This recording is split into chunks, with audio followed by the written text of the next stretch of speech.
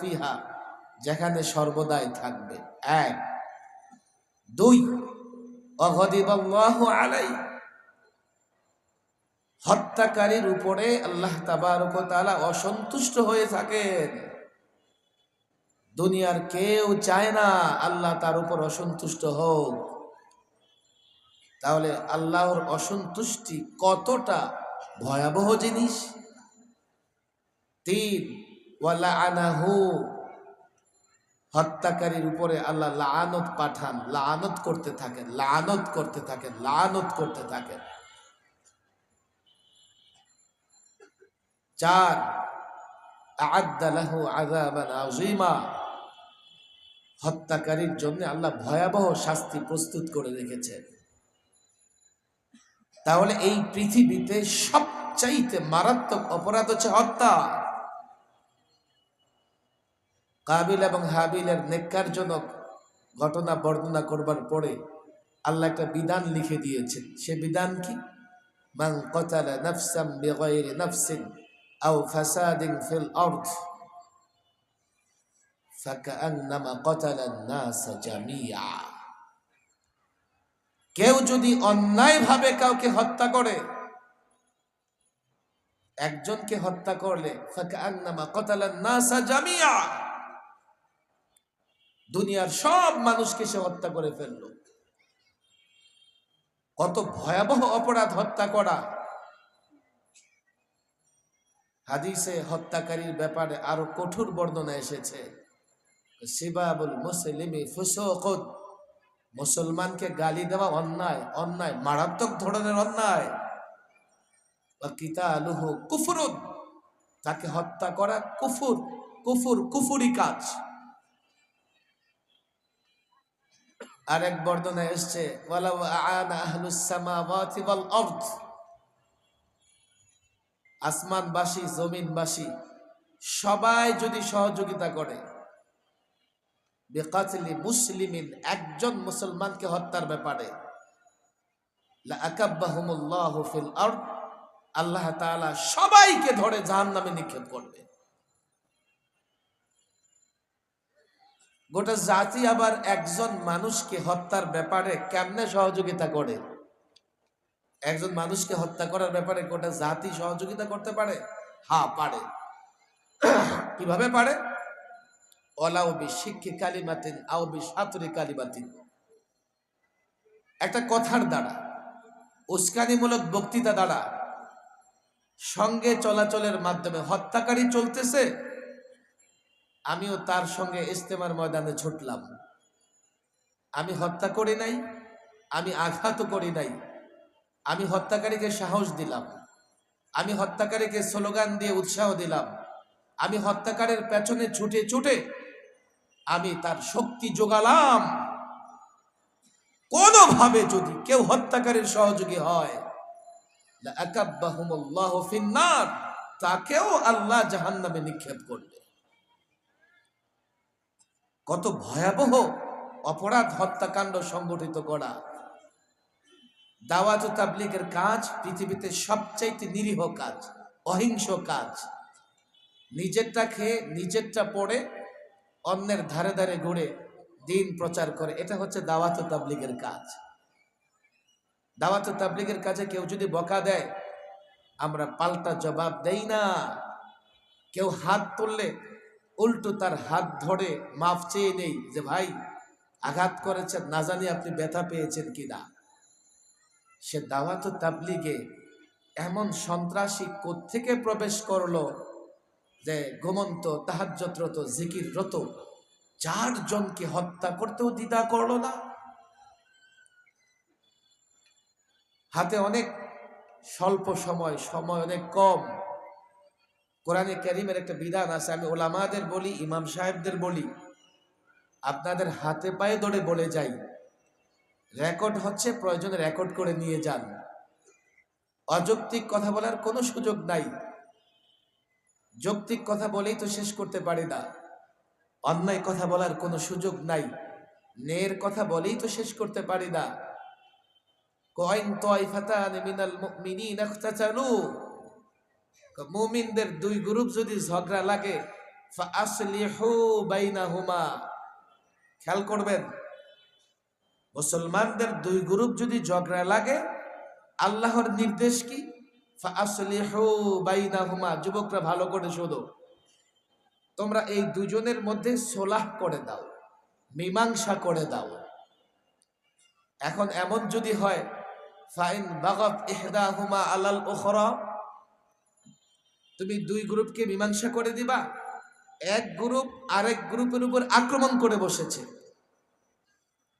খেয়াল করেন, দুই গ্রুপকে মীমাংসা করে দেওয়া দায়িত্ব তৃতীয় পক্ষ মুসলমানের। সেই দায়িত্ব আমরা দীর্ঘদিন ধরে পালন করে আসছিলাম। এই মিডিয়া আছে, বাংলাদেশের মানুষ আছে, বারবার আমরা বলেছি দাওয়াত ও তাবলীগের কাজ নিয়ে যেন বাড়াবাড়ি না হয়। ফাআসলিহু বাইনাহুমা, এই আয়াতের উপরে আমল করে সোলাহ, সন্ধি, মীমাংসা করার চেষ্টা করেছি। কিন্তু যখন দেখেছি বাগাত ইহদাহুমা আলাল উখরা, বাগাত ইহদাহুমা আলাল উখরা, এক দল আরেক দলের উপর আক্রমণ করে চারজনকে শহীদ করে ফেলেছে, তখন আল্লাহর নির্দেশ হচ্ছে ফাকাতিলুল্লাতি, ওদের বিরুদ্ধে যুদ্ধ করো যারা বাগবাত করেছে, যারা বিদ্রোহ করেছে, যারা আঘাত করেছে। এই আয়াতের প্রেক্ষাপটে কোনো আলেম, কোনো ইমাম, কোনো দিনদার এখন আর চুপ থাকতে পারে না। যারা বাগাবাত করেছে, যারা হত্যা করেছে, তাদের বিরুদ্ধে পরিষ্কার অবস্থান গ্রহণ করতে হবে। যাদের হেদায়েত আছে কপালে আল্লাহ হেদায়েত দিয়ে দিবেন। আলোচনা শোনেন, নিজের ঈমান এবং ইসলামের নির্দেশনা একটু জেনে নেন। হাদিসে রাসূল সাল্লাল্লাহু আলাইহি সাল্লাম বলেছেন, উনসুর আখাকা যালিমান আও মাজলুমা, তুমি তোমার ভাইয়ের সহযোগিতা করো, সে জালেম হোক কিংবা মাজলুম। সাহাবায়ে কেরাম প্রশ্ন করলেন, ইয়া রাসূলুল্লাহ, যিনি মাজলুম, যার উপরে অত্যাচার করা হচ্ছে, তাকে তো সহযোগিতা করতে হবে বুঝলাম, কিন্তু জালেমকে কেমনে সহযোগিতা করব? রাসূল বললেন, জালেমকে জুলুম থেকে বিরত রাখো। এ হাদিস কোরআন এবং সুন্নাহর উপর আমল করে এখন আলেম, ওলামা, ইমাম, মুসল্লিদের দায়িত্ব হচ্ছে জালেমকে সহযোগিতা করা, মাজলুমকে সহযোগিতা করা। জালেমকে কেমনে সহযোগিতা করতে হবে? জালেমকে জুলুম থেকে বিরত রাখতে হবে। দাওয়াত ও তাবলীগের নামে কোন জালেম যাতে মসজিদে প্রবেশ করে, টঙ্গীর ইজতেমা ময়দানে প্রবেশ করে, কাকরাইলে প্রবেশ করে জুলুম করতে না পারে, এই জুলুম থেকে জালেমকে বিরত রাখতেই হবে, অন্য কোনো পথ নাই। মাজলুমকে কেমনে সহযোগিতা করব? মাজলুম দাওয়াত ও তাবলীগের কাজ করবে, যাতে জালেম এসে মাজলুমের উপরে আঘাত করতে না পারে। এই পাহারাদারি যুব সমাজ তোমাদের করতে হবে। কোন জালেমকে আর মাজলুমের উপর আক্রমণ করতে দেওয়া যাবে না। কারা ঢুকেছে? আমি দাওয়াত ও তাবলীগের সাধারণ সাথীদের হাতে পায়ে ধরে বলি, ভাইরে একটু বুঝো, এত বড় হত্যাকাণ্ড সংগঠিত হওয়ার পরেও যদি তুমি হত্যাকারীদের সাথে থাকো, তোমার পরিণতি ভালো হবে না। তোমাদের ভেতরে র এবং মোসাদের এজেন্ট ঢুকে গেছে। দেশকে অস্থির করবার জন্যে, দেশে নৈরাজ্য সৃষ্টি করার পরিকল্পনা নিয়ে টঙ্গীর ইজতেমা ময়দানে তারা এই ধরনের হত্যাকাণ্ড সংগঠিত করেছে। আমি তো পরিষ্কার বলি, আমি জানি না যুবক তোমরা আমার সঙ্গে একমত হবে কিনা। তোমাদের নেতা আছে, তোমাদের দল আছে, তোমরা নেতৃত্ব দাও, তোমরা দল করো, কিন্তু বাংলাদেশকে তোমরা কি করে হেফাজত করবে? তোমার নেতারা কি করে দেশটাকে হেফাজত করবে? বস্তু পূজারী, বস্তুর মোহে যারা বিমূঢ় থাকে, তারা রাষ্ট্র হেফাজত করতে পারবে না। যারা পদ পদবীর লোভে লড়াই করে, যারা ক্ষমতার জন্য লড়াই করে, তারা রাষ্ট্রকে হেফাজত করতে পারবে না। কেন পারবে না? কেন পারবে না? যারা দুনিয়ার লোভে রাজনীতি করে, তারাও রাষ্ট্রকে হেফাজত করতে পারবে না। তারা বস্তুবাদ দ্বারা আক্রান্ত, তারা মাধ্যম দ্বারা আক্রান্ত, তারা আসবাবকে সব মনে করে। তারা যখন হিসাব মিলায় দেখবে বাংলাদেশে যারা আক্রমণ করবে, বাংলাদেশে যারা আগ্রাসন চালাবে, তাদের রাষ্ট্র বড়, তাদের বাহিনী বড়, তাদের হাতে অ্যাটম বোমা আছে, তারা তাদের মোকাবেলায় দাঁড়াতে পারবে না। কিন্তু আলেম ওলামা দিনদার শ্রেণী ওই আগ্রাসী শক্তি, আগ্রাসন যারা চালাবে, চাই তার রাষ্ট্র বড় হোক, চাই তার বাহিনী বড় হোক, তাই তাদের হাতে অ্যাটম বোমা থাকুক, কোনোভাবেই ইমানদাররা তাদের কাছে নত জানু হবে না। কেন হবে না? একজন ইমানদার, একজন আলেম, মাদারিসে কওমিয়ার শিক্ষার্থী, সে জানে অস্ত্রের বলে মুসলমান বিজয়ী হয় না, সংখ্যার বলে মুসলমান বিজয়ী হয় না। মুসলমান ইমানি শক্তিতে লড়াই করে, সে ইমানি শক্তি চাঙ্গা করে যে কোনো কাফের শক্তি, তাগুতি শক্তির বিরুদ্ধে ঝাঁপিয়ে পড়বে, কাউকে পরোয়া করবে না।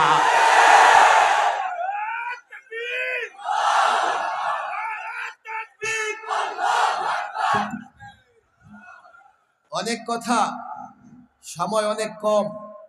এই ভূখণ্ডটা আমাদের হেফাজত করতে হবে। বলবেন হুজুর কেন? ওপেন বলি, ক্লিয়ার বলি, বাংলাদেশে কোনো বুদ্ধিজীবী থাকলে নিয়ে আসো। আমি একটা সময় টেলিভিশনে অনেক টকশোতে বক্তৃতা করেছি। বাংলাদেশের যত ধরনের বুদ্ধিজীবী আছে, আইনজীবী থেকে শুরু করে রাজনীতিবিদ, সবার সঙ্গে আমি টকশোতে কথা বলেছি। আমার দাবি, আলহামদুলিল্লাহ, কিছু দাবি আমার এমন ছিল কেউ খণ্ডাতে পারেনি। এই ভূখণ্ড আমরা পেয়েছি ইসলামের জন্য। আমরা যদি মুসলমান না হতাম, আমরা যদি ইসলাম না চাইতাম, আমরা এই ভূখণ্ড পেতাম না। আজকে আমরা স্বাধীন রাষ্ট্রে বসবাস করতে পারতাম না। কেন? এটা দীর্ঘ কথা, সময় যেহেতু কম। যেহেতু ইসলামের জন্য ভূখণ্ড পেয়েছি, যদি এই ভূখণ্ড আক্রান্ত হয়, ইসলাম আক্রান্ত হবে। যদি এই ভূখণ্ড আক্রান্ত হয়, মসজিদ আক্রান্ত হবে। যদি এই ভূখণ্ড আক্রান্ত হয়, মাদ্রাসা আক্রান্ত হবে। যদি এই ভূখণ্ড আক্রান্ত হয়, তোমার আমার ইজ্জত সম্ভ্রম আক্রান্ত হবে, মুসলমান মা বোনেরা আক্রান্ত হবে। দেখো, কাফের গোষ্ঠী যখনই কোনো রাষ্ট্রে আঘাত করেছে, আক্রমণ করেছে, আগ্রাসন চালিয়েছে, ইরাকে লক্ষ লক্ষ মুসলিম নারী পাশবিক নির্যাতনের শিকার হয়েছে। সিরিয়াতে হাজারো মুসলিম নারী পাশবিক নির্যাতনের শিকার হয়েছে। কাফের বেঈমানদের সবচাইতে বড় যুদ্ধ হচ্ছে নারী নির্যাতন করা, নারীদের উপরে পাশবিক নির্যাতন করা।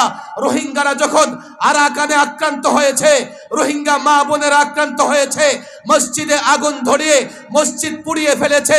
আজকে যারা আমাদের প্রতিবেশী, যারা আমাদের বিরুদ্ধে লড়াই করতেছে, বাংলাদেশে আগ্রাসন চালাবে বলে হুমকি দিচ্ছে, ধমকি দিচ্ছে, যারা দিল্লিতে ডিটেনশন ক্যাম্প তৈরি করেছে, বাংলাদেশিদের আটকে রাখবে, যারা 400 বছরের পুরনো বাবরি মসজিদকে শহীদ করে দিয়েছে, হাজারো মসজিদ বুলডোজার দিয়ে গুড়িয়ে দিয়েছে। যে দেশে একজন মুসলিম শিক্ষার্থী হিজাব পরে কলেজে যাবে, আন্দোলন করতে হয়, কাল যদি সে দেশ তোমার উপর আগ্রাসন চালায়, আল্লাহর কসম নিজেকে রক্ষা করতে পারবে না, ইজ্জত রক্ষা করতে পারবে না, বোনের ইজ্জত রক্ষা করতে পারবে না। লড়াই করতে হবে। নত জাদু হয়ে থাকো যদি গোলামের জিনজিরে আবদ্ধ হয়ে যাবে, পালিয়ে যাবে কোথায়? বঙ্গোপসাগরে ঝাঁপিয়ে পড়তে হবে। লড়াইয়ের কোনো বিকল্প নাই।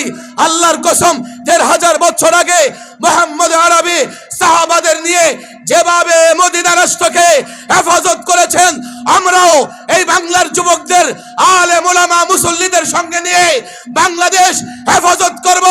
ভারত যদি বাংলাদেশে আগ্রাসন চালায়, প্রতিরোধ করে তুলতে হবে যাতে ভারত টুকরা টুকরা হয়ে যায়।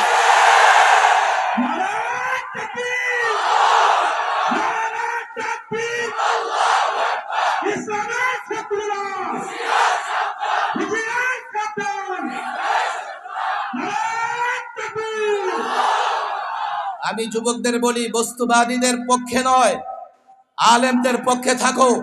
বস্তু পূজারীদের পক্ষে নয়, ইমানবাদীদের পক্ষে থাকো। তোমাদের নেতা, তোমাদের নেতৃত্ব না দেশ হেফাজত করতে পারবে, না তোমার ইজ্জত হেফাজত করতে পারবে। মনে করতে পারো বাংলাদেশে আগ্রাসন চালাবে না। ইতিহাস দেখো, একটা স্বাধীন রাষ্ট্র হায়দ্রাবাদ এক রাতে আগ্রাসন চালিয়ে হায়দ্রাবাদ দখল করে নিয়েছে পত্তলিকরা। কেন তুমি ইতিহাস জানো না? কাশ্মীর একটা স্বাধীন রাষ্ট্র।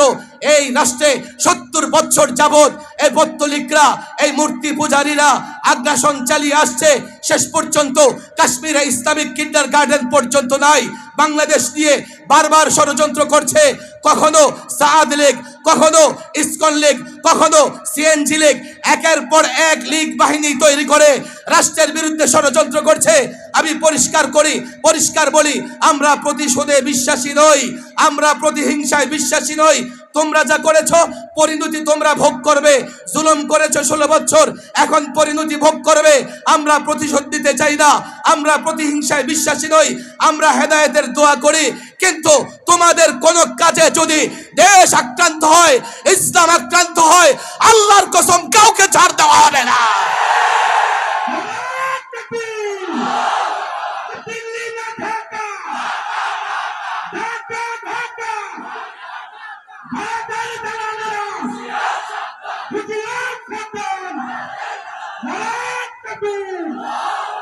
ষোলো বছরে তোমরা কাজই করেছো এমন, 53 বছরে ক্ষমতা ছেড়ে কাউকে পালাতে হয় নাই, আর তোমরা ক্ষমতা ছেড়ে এক মুহূর্ত দেশে থাকতে পারো নাই। 16 বছরে সবচাইতে অন্যায়ভাবে জুলুম করেছো আলেমদের উপরে, টুপি দাড়িওয়ালাদের উপরে। এরপরও আমাদের ব্যক্তিগত কোনো অভিযোগ নাই, কিন্তু তোমরা যা করেছো, যেমন কর্ম তেমন ফল, সেই ফলাফল তোমাদের ভোগ করতেই হবে। তোমাদের কাছে আমার অনুরোধ, এটা মুসলমানদের রাষ্ট্র, এই রাষ্ট্রে ক্ষমতার জন্য মারামারি করে রাষ্ট্রকে বিপদগ্রস্ত করবে না। অপরাধ করেছো, আল্লাহর কাছে তওবা করো। ফিরে আসতে চাও, আল্লাহর কাছে তওবা করো। ফিরে আসতে পারবে না। ফেরাউনের অনুসারী যারা, তাদের যখন পতন হয়, তারা ফিরে আসতে পারে না। যেভাবে আল্লাহ ফেরাউনকে নিদর্শন হিসেবে রেখে দিয়েছেন, ফেরাউনের অনুসারীরাও যুগে যুগে নিদর্শন হয়ে থাকবে। তওবা করতে পারো আল্লাহর কাছে। আমি যুবকদের বলি, এই সংকট মুহূর্তে ঈমানবাদীদের সঙ্গে থাকো, বস্তুবাদীদের সঙ্গে নয়। বস্তুবাদীরা বাংলাদেশের চাইতেও বিদেশটাকে বেশি পছন্দ করে, ঢাকার চাইতেও ওই বেগম পাড়াকে বেশি পছন্দ করে। তাদের হাতে তোমাদের জান মাল সম্পদ কিছুই নিরাপদ নয়। আমি আলেমদের সঙ্গে থাকো, ইমামদের সঙ্গে থাকো। ইমাম আলেমরা নিঃসন্দেহে তোমাদের ছেড়ে পালাবেও না, তোমাদের সম্পদ লুটও করবে না। আজকে ইমাম সমাজ এত সুন্দর আয়োজন করেছে। আমি এই বংশালের সমস্ত যুবকদের বলবো, অনেক তন্ত্র মন্ত্র তোমরা দেখেছো, অনেক শাসন ব্যবস্থা তোমরা দেখেছো। ইমামদের সঙ্গে থাকো, ইমামদের হাতকে শক্তিশালী করো। আমার বিশ্বাস, ইমাম সমাজ চাইলে সমাজে মাদক থাকবে না, সমাজে চাঁদাবাজিও থাকবে না, এই সমাজে দুর্নীতিও থাকবে না। তোমরা ওলামাদের, ইমামদের হাতকে মজবুত করবা এবং দেশকে স্বাধীন রেখে এই দেশে শান্তিপূর্ণ বসবাসের ব্যবস্থা করবা। এই আবেদন জানিয়ে আজান হয়ে যাচ্ছে, আমি আমার বক্তব্য শেষ করছি। ওমা তাওফীকি ইল্লা বিল্লাহ ওমা আলাইনা।